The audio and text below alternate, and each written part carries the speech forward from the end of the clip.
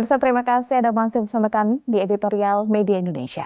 Pemirsa, apakah permasalahan data ganda penerima bansos telah diselesaikan saat ini? Melalui sambungan telepon, kita terhubung dengan Menteri Koordinator Bidang Pembangunan Manusia dan Kebudayaan, Muhadjir Effendi. Selamat pagi, Pak Muhadjir. Selamat pagi. Ya, salam sehat Pak Muhadjir. Pak Muhadjir, betulkah untuk penyaluran bansos paling lambat akan dilakukan pekan depan? Ataukah saat ini sudah berjalan, Pak Muhadjir? Secara bertahap, sekarang sudah mulai bergerak. Mudah-mudahan pada minggu pertama ini, bahkan mungkin dari hari pertama ini sudah bisa disalurkan, terutama untuk data-data yang sudah pasti. Data-data yang sudah pasti, itu kan tinggal mengirim ke bank-bank himbara, karena memang sekarang tidak ada lagi bantuan yang berupa sembako. Semua langsung dalam bentuk dikirim dalam bentuk uang melalui virtual account masing-masing calon penerima, kecuali BLT Desa. Ya. Kalau BLT Desa masih dimungkinkan disalurkan secara real melalui uang, tapi harus mematuhi protokol kesehatan. Baik, lalu berapa Pak jumlah sasaran penerima bantuan sosial saat PPKM darurat ini? Betulkah masih di angka 10 juta KPM atau berapa update-nya Pak? Untuk penerima tetap, baik itu dalam keadaan bencana maupun tidak, itu kan penerima PKH itu 10 juta. Kemudian ada bantuan tunai, bantuan pangan non tunai yang sering disebut bantuan sembako ya, itu 18,8 juta. Baik. Kemudian ditambah lagi untuk BST, bantuan sosial tunai, yang ini khusus dulu diberikan kepada mereka-mereka yang terdampak COVID, bencana, yang sering kita sebut juga miskin kagetan, itu masih disediakan, yaitu untuk 10 juta keluarga penerima manfaat. Kemudian sisanya kalau ada juga bantuan BLT Desa. BLT Desa itu tahun lalu dialokasikan 10 juta, tapi terserap 8 juta. Sekarang ini baru tercatat sekitar 5 juta, tapi kemarin kita putuskan bahwa kalau seandainya masih ada juga keluarga penerima manfaat yang membutuhkan, belum tercantum di dalam bantuan-bantuan yang skema dari Bansos Kemensos, dan juga belum diberikan melalui BLT yang sudah ada, maka bisa dibuka lagi untuk didata melalui RT RW dan kemudian dimusyawarahkan di tingkat desa saja, dan kemudian itu bisa diberi bantuan. Baik, Pak Muhadjir, sebelumnya Menteri Sosial Tri Risma hari ini mengungkapkan ada sebanyak 21 juta data ganda penerima bansos yang selama ini tercantum dalam data terpadu kesejahteraan sosial sudah dicoret. Nah, bagaimana solusinya Pak? Apakah ini sudah diatasi, Pak Muhadjir? Sebetulnya pengertian ganda itu kan ada yang memang sesuai dengan ketentuan, ada yang memang di luar ketentuan atau menyalahi ketentuan. Yang dimaksud data ganda itu misalnya begini, memang penerima PKH itu dimungkinkan mereka juga menerima bantuan pangan non tunai. Kenapa? Karena ada juga keluarga PKH itu yang masih harus dibantu dalam bentuk sembako misalnya. Nah, itu kalau itu dibolehkan, gitu, dibolehkan. Tetapi memang ada juga yang misalnya dalam satu keluarga, dalam satu rumah tangga ya, satu rumah itu ternyata lebih dari satu keluarga, karena yang diberi itu adalah keluarga penerima manfaat, bukan rumah tangga penerima manfaat, maka bisa jadi dalam satu rumah itu memang penerimanya lebih dari satu. Misalnya kakek neneknya dapat, kemudian kebetulan kakek nenek punya anak yang juga berumah tangga di tempat itu juga, ya kemudian dia juga dapat gitu. Kemudian anak ini juga kebetulan misalnya punya anak yang juga sudah menikah dan juga masih tinggal di situ. Nah, kebetulan semuanya adalah keluarga tidak mampu, maka sangat dimungkinkan dalam satu rumah itu yang menerima KIA bantuan itu lebih dari satu kelompok, satu kepala rumah tangga. Ini yang kepala keluarga menurut saya. Karena apa? Karena yang diberi itu bukan rumah tangganya, tapi keluarga ya, keluarga penerima manfaat gitu.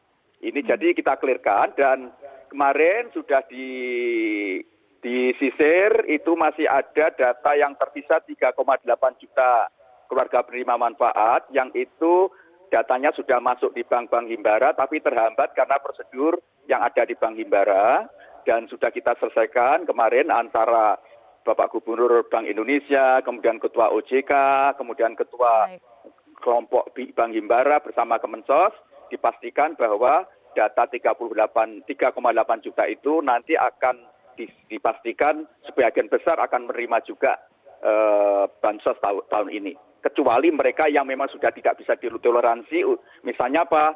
Misalnya nama di NIK-nya dengan nama di rekening banknya tidak sama, itu tidak bisa.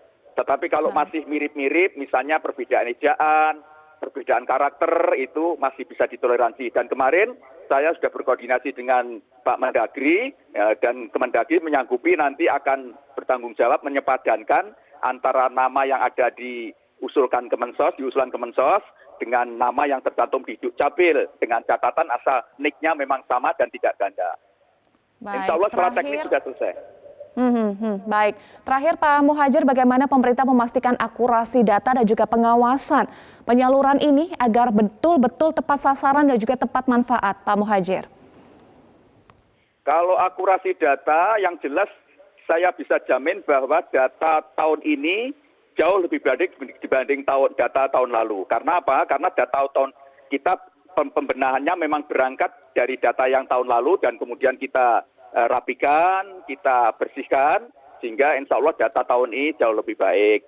Kemudian apakah bisa 100% tepat sasaran? Saya kira tidak mungkin kalau tepat 100%, tetapi insya Allah di atas 90%. Karena itu sebetulnya jumlah rumah tangga yang kepala rumah tangga yang mendapatkan bantuan bansos ini ya dibanding totalnya dan nilai jumlah yang diperbantukan itu sebetulnya sudah kita hitung. Seandainya kemungkinan terjadi error, terjadi exclusion error, yaitu orang yang sebetulnya tidak berhak itu mendapat atau sebaliknya orang yang seharusnya mendapat tidak dapat, itu sudah kita hitung, kita beri tambahan jumlah dana untuk penerima manfaat itu, sehingga dengan demikian maka akan memperkecil kemungkinan mereka yang seharusnya dapat tapi tidak dapat. Seperti yang disampaikan oleh Bapak Presiden berkali-kali, upayakan betul-betul mereka yang sangat membutuhkan, terutama mereka yang paling tidak mampu di lapisan paling bawah, itu jangan sampai ada yang tidak kebagian gitu. Karena itu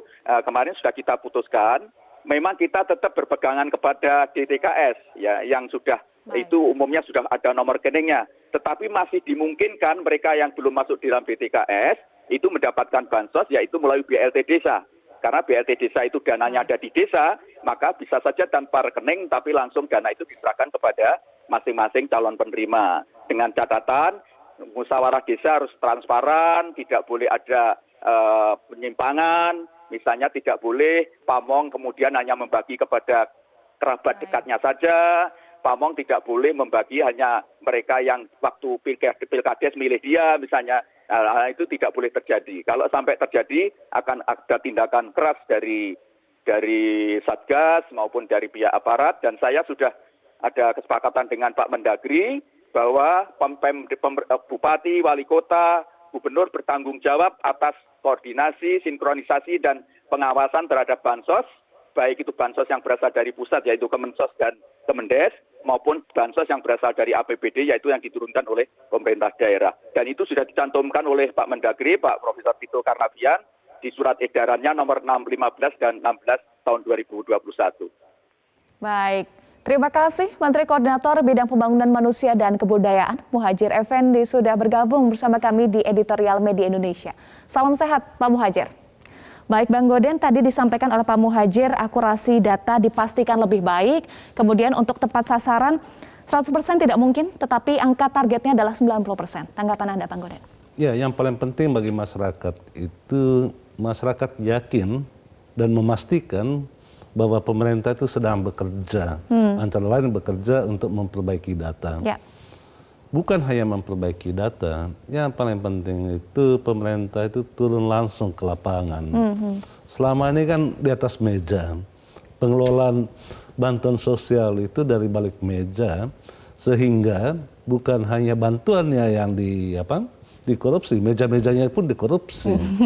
Itulah kasus yang bisa kita petik dari kasus korupsi yang saat ini sedang disidangkan di pengadilan.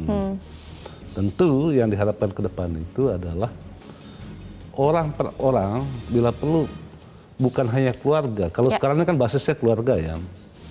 Mestinya basisnya itu orang per orang. Karena tujuan negara ini dimerdekakan itu, atau mengapa pemerintahan itu dibentuk? Untuk melindungi segenap tumpah darah Indonesia. Tanpa mengenal dia berkelompok atau tidak berkelompok, berkeluarga atau tidak berkeluarga. Tetapi individu, setiap individu itu harus dibantu oleh pemerintah. Itu idealnya. Ya, setiap individu harus dibantu oleh pemerintah. Kita akan bahas lebih lanjut, Bang Godin, usai jeda, usai Headline News pukul 8 waktu Indonesia Barat. Tetaplah bersama kami di Editorial Media Indonesia.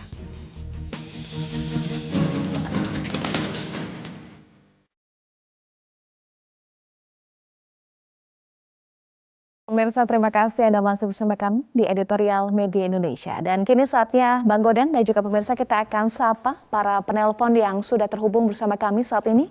Sudah ada Pak Edward di Curug, Bengkulu. Selamat pagi Pak Edward.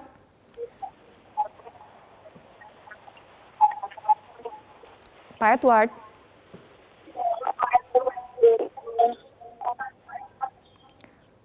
Baik, nampaknya ada gangguan audio. Kita lanjut ke Pak Ondo Silitonga di Bekasi, Jawa Barat. Selamat pagi Pak Ondo, silahkan.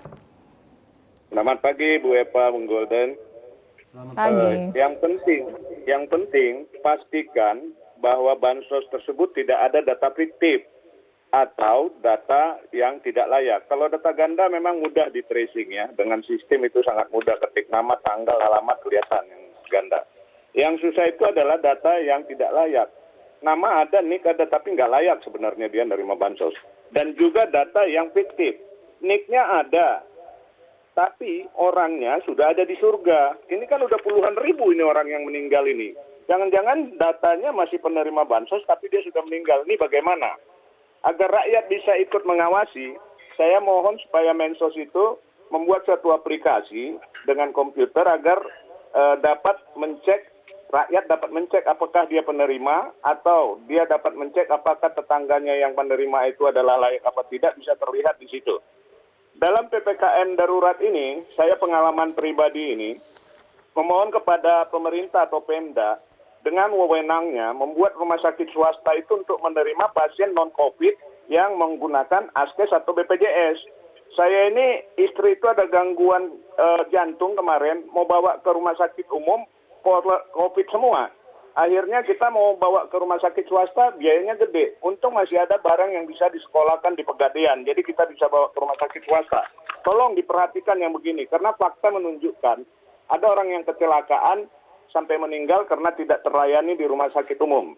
Juga dalam PPKM darurat ini, saya menyarankan agar keamanan mengawasi obat, oksigen, atau ASKES yang lain, yang harganya meninggi dilakukan oleh para pedagang-pedagang yang menari-nari di atas penderitaan orang lain. Jadi berhasil tidaknya PPKM darurat ini, menurut saya tergantung kita rakyat, terutama di dalam keluarga-keluarga masing-masing. Mari kita diam di rumah. Kalau tidak mau diam di rumah, nanti Anda diam di rumah sakit dan atau diam di rumah duka. Demikian, terima kasih. Baik, terima kasih Pak Ondo Silitonga dari Bekasi, Jawa Barat. Selanjutnya kita akan sapa Pak John Veto dari Batam, Kepulauan Riau. Selamat pagi Pak John, silahkan. Selamat pagi Mbak Eva, selamat pagi Bang Gauden. Ya. Selamat pagi. Ini sangat bagus yang kita bahas pagi hari ini karena mulai penerapan PPKM darurat ya hari ini. Ya. Ya Pak John. Ya. Silakan Pak. Ya begini, PPKM darurat ini kan kita kan sebenarnya agak ketakutan sebenarnya, tapi kita laksanakan. Karena begini, sekarang ini kemarin ini capainya 25.000.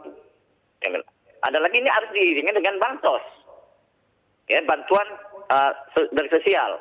Cuma ada permasalahannya Mbak Eva, Mbak Gonde. Ya, kita yang kemarin aja, bantuan yang kemarin aja bermasalah sampai menterinya masuk penjara.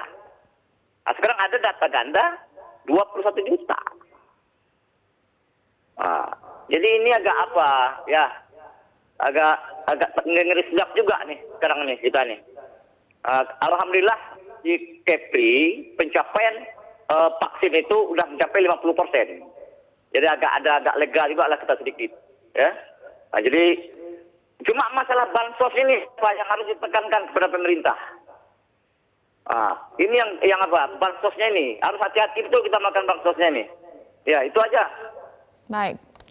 Baik, terima kasih Pak John Veto dari Batam Kepulauan Riau. Selanjutnya kita akan sapa Pak Mau Halizar dari Aceh Tengah Aceh. Selamat pagi, silakan Pak.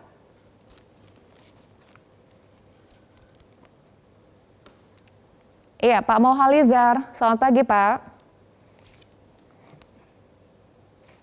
Baik, kita akan kembali ke Pak Edward dari Curup Bengkulu. Selamat pagi Pak Edward, silakan Pak. Selamat pagi media Indonesia. Selamat pagi media Indonesia. Selamat pagi Pak Edward. Jadi begini, situasi apa yang disampaikan oleh pemerintah saat ini adalah PPKM darurat sangat tepat. Tapi yang kita jadi fokuskan mengenai bansos sekarang. Bansos sangat penting bagi bangsa Indonesia yang saat ini lagi menderita secara ekonomi. Untuk tepat sasaran seperti yang disampaikan oleh Pak Muhajir tadi, ada baiknya sekarang setiap penerima bansos itu diteliti oleh suatu tim di desa masing-masing, melibatkan Babin Batibnas, Koramil, dan Rangkap Desa. Di masing-masing rumah ditempelkan bahwa ini penerima bansos gitu. Masing rumah ditempelkan plakat yang lebarnya setengah meter ke setengah meter atau setengah meter, sehingga tidak ada lagi yang sasaran. Kalau ada yang tidak tepat sasaran, silakan masyarakat lingkungannya yang akan protes bahwa ini orang tidak pantas. Kita berharap ini betul-betul tepat sasaran karena kasihan rupiah uang negara ini harus dipertanggungan demi kemaslahatan bangsa. Itu yang pertama. Yang kedua, walaupun kita dalam musibah yang sangat besar bagi bangsa ini, tetapi kita tidak harus menjual harga diri. Apa yang dilakukan oleh Anies Baswedan, saya meminta sumbangan kepada kedua belah, ini sangat memalukan. Anies betul-betul sudah mencoreng nama bangsa Indonesia. Saya pikir ini Anies harusnya sudah mengundurkan diri dari jabatannya. Tidak pantas kita bangsa Indonesia yang kaya raya, yang gemah ripalu di ini, walaupun kita kan sudah berkolaborasi seluruh elemen, seluruh komponen masyarakat memberikan dukungannya dengan kapasitasnya masing-masing. Tapi bukan harus menjatuhkan harga diri bangsa gitu. Meminta sumbangan ini tindakan yang di luar nalar sehat ini yang, dan Anies sudah melampaui kewenangannya sebagai seorang pemerintah. Ini hubungan antar negara harusnya pemerintah pusat yang melakukan. Tolong Anies itu tolong ditegur oleh pemerintah Menteri Dalam Negeri. Perbuatannya sudah memalukan bangsa Indonesia ini sebenarnya. Terima kasih. Baik, terima kasih Pak Edward dari Curup Bengkulu. Terima kasih Pak Ondo dan juga Pak John juga. Baik, kita akan langsung bahas ya. Bang Goden, tadi masyarakat atau para penelpon menyoroti soal data. Lagi-lagi soal data, kemudian penyaluran dan juga pengawasan. Termasuk keterlibatan masyarakat. Kalau ada yang tidak tepat sasaran, silahkan dilaporkan. Tanggapannya? Ya, pada kali lalu salah satu kabupaten yang berhasil di dalam pengelolaan bansos itu adalah Banyuwangi. Dia berhasil karena melibatkan masyarakat untuk mengawasi. Salah satu caranya memang lewat aplikasi. Juga nama-nama penerima bansos itu ditempelkan di ruang terbuka di tingkat RT RW, sehingga satu sama lain bisa saling mengecek, bisa saling mengawasi benar tidaknya nama tersebut ada di tempat itu, menerima bansos layak atau tidak itu. Sehingga tepat manfaat dan tepat sasaran itu benar-benar terjadi di Banyuwangi. Mestinya apa yang keberhasilan Banyuwangi itu bisa dimanfaatkan, ditransferkan ke daerah-daerah lain, sehingga tidak ada lagi kekisruhan seperti yang terjadi selama ini. Itu terkait dengan apa? Terkait dengan data ya. Memang paling penting itu persoalan utama kita bangsa ini kan persoalan pada tertib bertindak dan tertib berpikir. Kita itu jarang sekali tertib bertindak, tidak apalagi tertib berpikir. Sehingga kita tidak pernah mencarikan terobosan-terobosan baru di dalam pengelolaan sesuatu kegiatan, kebijakan yang padahal nyata-nyata ada masalah di situ. Kita terlalu terbiasa merawat masalah karena selalu mengambil manfaat dari masalah-masasalah tersebut ya. Manfaat tentu korupsi ya. Baik, jangan sampai itu terjadi lagi ya, Bang Betul. Goden. Betul, kalau di Banyuwangi memang ada sistem. Bang Goden, saya juga pernah liputan di sana.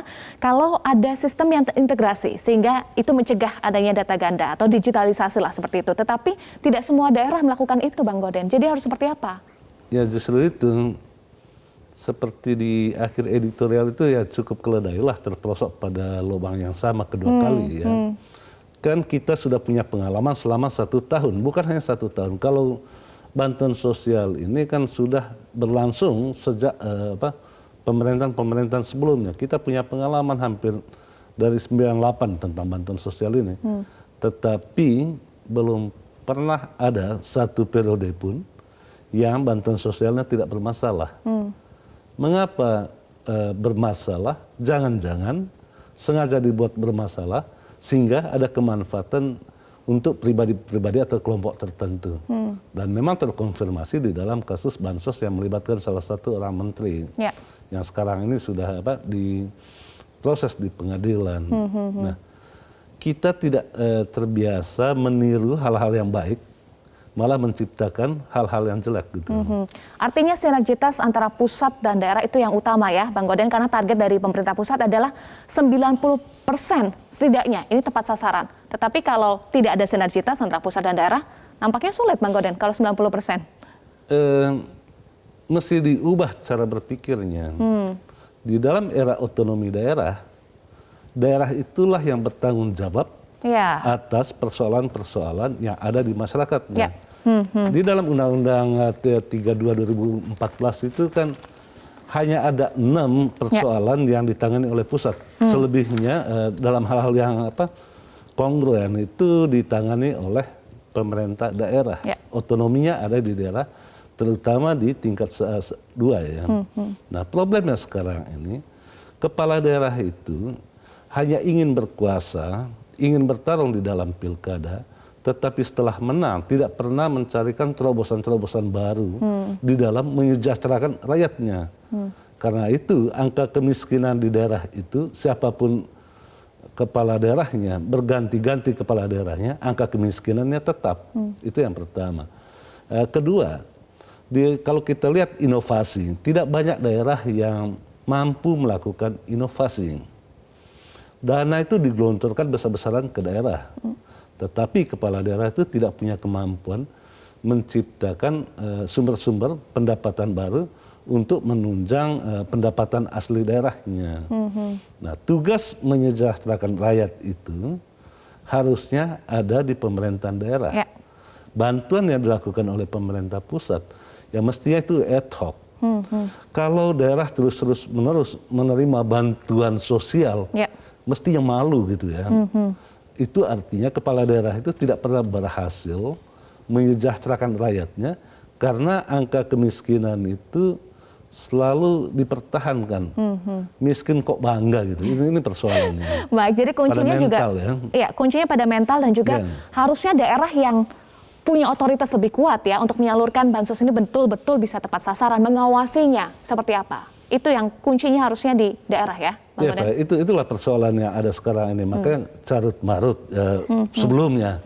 Kita berharap 2 minggu ke depan ini jangan sampai masyarakat yang ada di Jawa dan Bali justru terpapar, selain terpapar oleh virus, juga terpapar mentalnya karena persoalan-persoalan bantuan ini. Baik, tetapi tadi disampaikan oleh Pak Muhadjir akan ada sanksi tegas jika ada yang menyalahgunakan bansos ini. Kita akan bahas usai jeda, Bang Goden.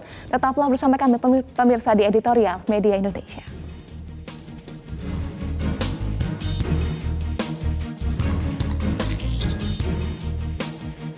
Pemirsa, Anda kembali di Editorial Media Indonesia. Bang Goden dan juga pemirsa, tadi sebelum jeda pertanyaan saya adalah Pak Muhadjir menyatakan akan ada sanksi tegas bagi pihak-pihak yang menyalahgunakan bansos ini. Nah, sanksi tegas seperti apa yang harus diterapkan supaya menimbulkan efek jera, Bang Goden, supaya tidak ada lagi orang-orang yang memanfaatkan bansos ini? Agak susah untuk menjawabnya, karena kali lalu juga selalu ada janji. Ya. Setiap menteri itu janjinya itu selalu memberi sanksi bagi pelanggaran-pelanggaran. tetapi pelanggaran itu tetap dibiarkan. Ini kan persoalan konsistensi. Kalau Pak Menko, yaitu kan pada tataran kebijakan. Ya. Persoalan kita ini kan persoalan di lapangan. Kenyataannya di lapangan banyak sekali yang menyalahgunakan. Bagaimana memastikan dan paling penting siapa yang memastikan bahwa seluruh proses itu berjalan dengan benar. Kalau tidak ada check and balances di tingkat masyarakat itu sendiri. Karena itu saya sependapat dan setuju kalau model Banyuwangi itu diterapkan di seluruh daerah di Republik ini. Karena di sana itu kan ada proses teknologi, tetapi juga ada kepartisipasi masyarakat di dalam mengecek satu sama lainnya. Baik, jadi kuncinya ada dua, Bang Gaudens, adalah digitalisasi dan juga peran aktif masyarakat untuk mengawasi dan juga melaporkan jika bansos ini tidak tepat sasaran atau tidak tepat manfaat. Ya, kalau dilapori, ya harus ditindaklanjuti, bukan hanya untuk ditampung gitu kan. Ya. Satu lagi, harus ada tindak tegas dari pihak terkait untuk menindak jika sudah ada laporan, jangan dibiarkan saja. Ya, kalau soal niat baik sih kita hargai ya. Dan niat baik itu sejak Republik ini didirikan dengan niat baik kok awalnya. Ya. Tetapi niat baik saja tidak cukup. Harus ada konsistensi di dalam tindakan. Atau dengan kata lain yang selalu kita katakan di editorial itu, aturan itu harus berjalan tegak lurus, jangan dimiring-miringin. Jangan dimiring-miringin. Itu kan dimiring-miring itu. Iya, baik. Soal konsistensi, Bang Gaudens, ini kan kita tahu ya bahwa bansos hanyalah instrumen untuk mengendalikan dampak dari PPKM darurat. Yang utama adalah tugas pemerintah untuk tidak kalah penting adalah memastikan penerapan PPKM darurat secara konsisten, tegas, dan terukur mulai hari ini hingga 20 Juli 2021. Bang Gaudens. Ya, banyak sekali regulasi yang sudah dibuat terkait dengan COVID-19. Ya. Pertama-tama kita sebut PSBB. PSBB itu basisnya itu ada di daerah, ternyata tidak jalan. Ya. Karena itu pemerintah pusat harus mengintervensi. Tidak bisa lagi menggunakan PSBB karena PSBB itu soal pembagian kewenangan dan itu diatur di Undang-Undang Otonomi Daerah. Undang-Undang 32 2014 itu kan kewenangan kesehatan itu ada di pemerintah daerah. Ya. Karena itu dicarilah cara lain yaitu dengan PPKM. PPKM mikro, berbasis mikro itu sudah sangat-sangat bagus, tetapi pelaksanaannya tidak dikawal dengan baik. Ya. Walaupun disebut darurat sama PPKM mikro itu sebetulnya tidak terlalu jauh berbeda. Yang berbeda pada saat ini itu adalah ada keinginan untuk menindak secara tegas dan terukur. Tegas dan terukur itu apa? Ya jalanin saja, misalnya di instruksi Mendagri yang dikeluarkan pada 2 Juli, instruksi nomor 15 misalnya. Ya. Di dalam instruksi itu kan disebutkan tidak ada lagi kegiatan ibadah di tempat-tempat ibadah. Ya, gunakanlah online. Tidak ada lagi di mal-mal itu ditutup semua, kecuali untuk yang menjual yang makanan. Makanan pun tidak boleh di tempat, harus dibawa. Nah, aturan-aturan seperti ini sudah pernah ada sejak PSBB maupun PPKM mikro, tapi tidak dijalankan. Nah, kata darurat dipakai untuk memastikan bahwa ada tindakannya. Karena itu, menurut saya, kalau kita berharap penuh kepada kepala daerah itu sama seperti kita berharap matahari itu terbit dari barat. Karena itu kita sangat berharap TNI dan polisi harus berada di depan. Ya. Karena dia jalur komando, tidak ada soal pembagian kewenangan. Kesulitan di dalam birokrasi itu karena ada perbedaan warna politik antara bupati, gubernur, sampai presiden. Kesulitan inilah yang harus dicarikan jalan keluarnya ya polisi dan tentara diberi kewenangan yang lebih. Baik, konsistensi, ketegasan, dan juga keterukuran juga harus didukung oleh peran aktif masyarakat. Boleh diingatkan lagi, Bang Gaudens dari Media Indonesia, supaya masyarakat sabar dulu yuk di rumah saja untuk kita bersama-sama memutus mata rantai penyebaran COVID-19. Ya, di rumah saja, jangan sampai di kamar mayat gitu. Jangan sampai di rumah duka ya? Ya. Baik, terima kasih anggota Dewan Redaksi Media Group, Gaudens Suhardi, sudah bergabung bersama kami di Editorial Media Indonesia. Pemirsa, bansos hanyalah instrumen untuk mengendalikan dampak PPKM darurat. Yang utama adalah penerapan PPKM darurat secara konsisten, tegas, dan terukur. Karena unsur itulah yang menjadi kendala pelaksanaan PPKM mikro selama ini. baik di tingkat masyarakat maupun kepala daerah. Akibatnya penularan virus corona tidak terkendali dan melonjak seperti saat ini. Semakin banyak orang yang terpapar dan korban jiwa terus berjatuhan. Saatnya lebih disiplin dan lebih patuh pada protokol kesehatan agar pandemi segera berakhir. Saya Eva Wondo, mewakili teman-teman yang bertugas mengucapkan terima kasih atas perhatian Anda. Selalu patuhi protokol kesehatan dan tetaplah bersama kami di Metro TV. Terima kasih Bang Goden.